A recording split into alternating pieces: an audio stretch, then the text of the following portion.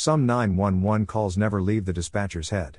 They take thousands of them. Fender benders, alarms that reset themselves, neighbors who can't stand one more loud party. Most of those calls blur together into the same wallpaper of voices and addresses.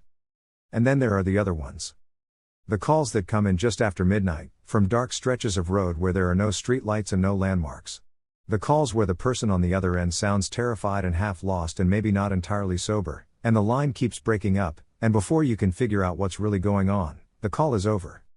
In August of 2013, on a rural highway in West Texas, one of those calls came in. The man on the line was named Brandon Lawson. He said he needed the police. And after that night, nobody saw him alive again. This is Fear Files. Tonight, we're going to a two-lane highway outside Bronte, Texas, to follow the trail of a 911 call that turned into a decade-long mystery. It starts like a lot of ordinary fights. On the evening of August 8, 2013, 26-year-old Brandon Lawson came home to the house in San Angelo he shared with his longtime girlfriend, Ledessa, and their kids. Brandon worked in the oil fields. The hours were long. The stress was high. There were past issues with meth, attempts to get clean, and all the strain that comes with trying to hold a young family together when money and trust are both tight.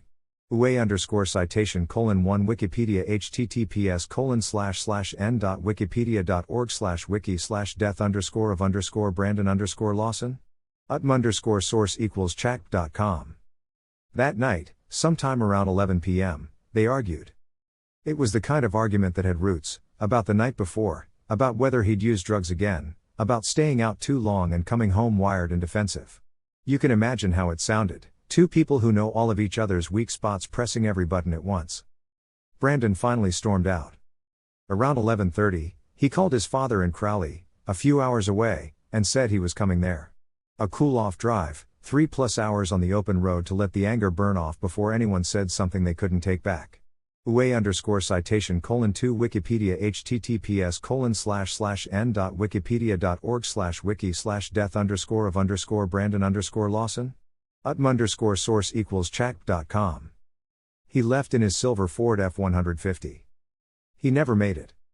Sometime around 12:30 a.m., early on August 9, Brandon called his younger brother, Kyle. He told him he'd run out of gas on you. South Highway 277 between San Angelo and Bronte, dark, rural, not much around except fences and scrub. Brandon asked Kyle to bring him a gas can. ua_citation:3 Wikipedia https://n.wikipedia.org/wiki/death_of_Brandon_Lawson? _source=chat.com. Kyle agreed, but the night was already complicated. Brandon had an outstanding warrant. He'd missed a court date on an old charge, and the warrant hung over everything like a shadow. Kyle knew if police got involved, his brother could be arrested. Still, family is family. He grabbed a gas can and headed out. While Kyle was driving, Brandon's behavior got stranger. Between about 12:50 and 1 a.m., Brandon made a series of calls, to Kyle, to Ledessa, to a neighbor. Some of them didn't go through. Cell coverage out there is spotty at the best of times. The people who did speak to him later described him as upset, sounding scared, out of breath. Some wondered if he was high again. Others thought he just sounded panicked and confused. ua_citation:4 Wikipedia https://n.wikipedia.org/wiki/death_of_Brandon_Lawson? _source=chat.com. Then, at 12:50 a.m., he did something that changed everything. He dialed 911. If you've ever heard the audio, you know it's not a clean call. The line crackles with wind and road noise. Brandon's words are slurred in places, cut off in others, the way they get when you're moving around or waving your phone trying to keep a signal. He tells the dispatcher he's in the middle of a field and that he ran into someone. He says, "I need the cops." There are fragments that sound like we're not talking to him. "I accidentally ran into him, and something about both of us." People who have studied the call for years still argue over the exact phrasing. ua_citation:5 Wikipedia https://n.wikipedia.org/wiki/death_of_Brandon_Lawson? _source=chat.com. What's clear is this: Brandon believed there was some kind of danger. And then the call cuts off. A few minutes later, at 12:56 a.m., a passing trucker called 911 to report a pickup parked awkwardly on the side of Highway 277, partially in the lane, hazard lights off. UA_citation:6 Wikipedia https://n.wikipedia.org/wiki/death_of_Brandon_Lawson? UTM_source=chat.com. It was Brandon's F-150. The timeline around 1 a.m. that night is tight and messy.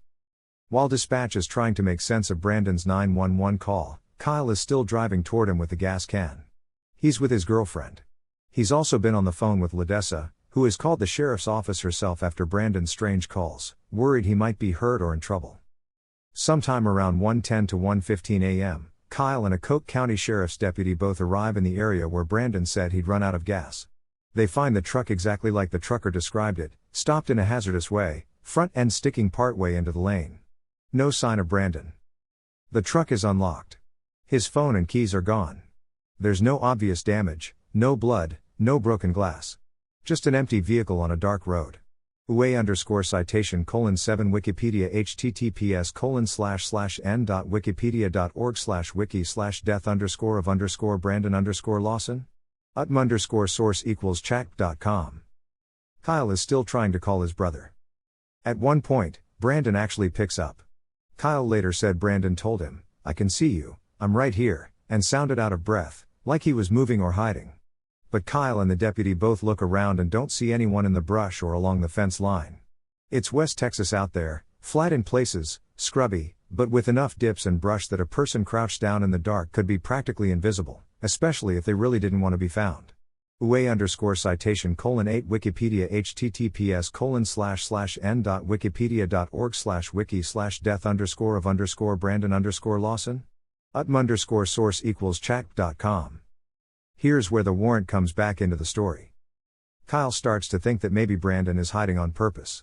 If he's high, if the police are there, if he knows he has an outstanding warrant, he might be convinced that stepping out will mean cuffs and a trip to jail. So Kyle makes a decision he'd regret for years. He tells the deputy that Brandon must have wandered off, that he'll sit for a bit and wait for him to come back.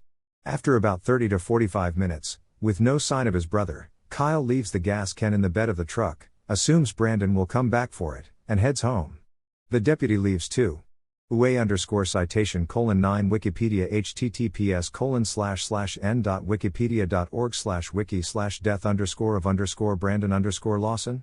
UTM_source=chat.com. It's just after 2 a.m. Brandon Lawson is alone somewhere on or near that highway. And that's the last time anyone ever hears his voice. In the hours after, life tries to swing back toward normal, and can't. Around 4 to 5 a.m., Kyle returns to the truck area, expecting to find Brandon sobered up, maybe angry, maybe embarrassed, but there. The pickup is still there. Brandon isn't. By 8 a.m., the truck is towed. Days go by. There is no activity on Brandon's bank accounts, no calls to friends, no social media, no confirmed sightings. That's the point when a bad night turns into something else. A missing person case. Searches are conducted along Highway 277. Deputies and volunteers walk fence lines, check nearby fields, and work along the Colorado River, which runs near the area. Nothing obvious turns up. No clothing, no phone, no body. UA_citation:10 Wikipedia https://n.wikipedia.org/wiki/death_of_Brandon_Lawson? UTM_source=chat.com. Online, the story starts to grow teeth. People rip the 911 audio apart, trying to catch every syllable. Was he saying "I hit somebody"? Was he being chased? Did he mention someone with a gun? Was he hallucinating from drugs out in the middle of nowhere? At the same time, there are quieter, more painful questions closer to home. Did he wander too far into the brush and collapse in the heat? Did he try to avoid police and get lost in the dark? Did someone driving that road see a vulnerable man alone and decide to take advantage of it? For Brandon's family, those theories aren't just internet speculation, they're the background noise of every day. Years pass. The Facebook page Help Find Brandon Lawson becomes a kind of vigil. People share flyers, podcasts cover the case, amateur sleuths draw maps of the area and argue about timelines. For many of them, the mystery centers on a single brutal fact. Brandon seems to have been right there, within sight of his brother and a sheriff's deputy, and still slipped away. UA_citation:11 Wikipedia https://n.wikipedia.org/wiki/death_of_Brandon_Lawson source equals chat.com. Back along Highway 277, the landscape doesn't change much. The grass grows and dies back. Fences rust. Trash blows into the bar ditches and gets caught on thorns. Whatever happened on that night stays where it happened, without explanation. Until 2022. In February of that year, almost 9 years after Brandon disappeared, a private search team working in the area close to where his truck was found discovered clothing that looked like it could have belonged to him. Law enforcement was called in. The Texas Rangers organized a more detailed search of the area, and human remains were located. UA_citation:12 Wikipedia https://n.wikipedia.org/wiki/death_of_Brandon_Lawson source equals chat.com. They still couldn't say, right away, whose they were. DNA testing takes time. But for Brandon's family, it was the first concrete sign that he hadn't simply driven away to start a new life, that he hadn't chosen to abandon his kids and vanish on purpose. He'd been there. All along. Somewhere in that rough terrain by the highway. The final confirmation didn't come until later. In late 2024 and into 2025, after extended delays, the DNA results finally confirmed what his family had suspected since the remains were found. They belonged to Brandon Lawson. He was officially no longer missing, but deceased. UA_citation:13 Wikipedia https://n.wikipedia.org/wiki/death_of_Brandon_Lawson source equals chat.com. The exact cause of death is still not publicly clear. Maybe he panicked, ran from the road into the brush, and collapsed from a combination of drugs, dehydration, and exhaustion. Maybe he tripped in the dark, hit his head, and never woke up. Maybe there are details that only the people who were there that night will ever truly understand. What's left behind is the echo of that 911 call, and the image of a man alone by the side of the road, scared enough to ask for help and yet too tangled up in warrants and bad decisions to come out when help actually arrived. There's an easy way to tell this story that makes Brandon the architect of everything that happened. He used drugs. He fought with the woman who loved him. He drove angry. He had an active warrant. He may have been paranoid and hiding in the brush while his brother and a deputy literally shined headlights over the spot where he was crouched. If you stop there, it becomes a simple cautionary tale: don't do drugs, don't run from the police, and don't walk off into the dark. But real people are never that simple. Brandon was also a young dad who called his brother for help instead of some stranger.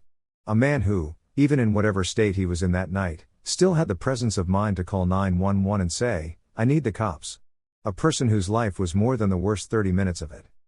For his kids, he isn't a mystery podcast topic or a weird audio clip. He's the father whose voice they'll only ever hear through grainy recordings and second-hand stories. So what do we do with this kind of story? If you strip away the online theories and the argument over what exactly he said in that call, you're left with something quieter and more uncomfortable: how fragile the line is between "I'm just cooling off and I never made it home." A fight in the kitchen, a slammed door, a late-night drive on a near-empty highway. One wrong turn into the dark. If you ever find yourself broken down on a road like Highway 277, no streetlights, no houses in sight, just the wind and the insects and the sound of your own breathing, remember this. Stay near your vehicle if you can. Make the call early, before you're panicking. And if you're the one driving out with the gas can, take a little extra time to really look along the fence lines and in the ditches, even if you're annoyed, even if you're sure they just walked off. Because for the Lawson family, that night will always be the one where someone was right there and still lost. Brandon Lawson left his house after an argument and called 911 from a lonely stretch of Texas highway. He thought help was coming. It did. But by the time anyone really knew what he was running from, the night had already taken him.